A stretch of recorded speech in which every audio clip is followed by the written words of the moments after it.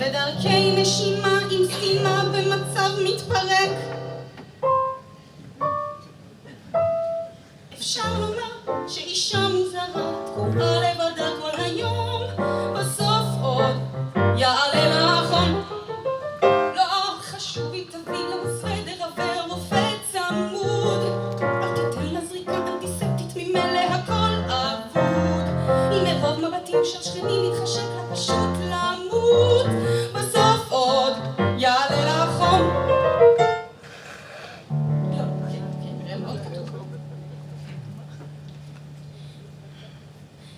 שאישה שחיה עם גבר לא במצב נשוי, לוקה בנוברוזות קשות רערה, תסמונת פנימית אורגנית, מצב בריאותי לקוי, בסימפונות, בטחול, במעי ובכיס המרה.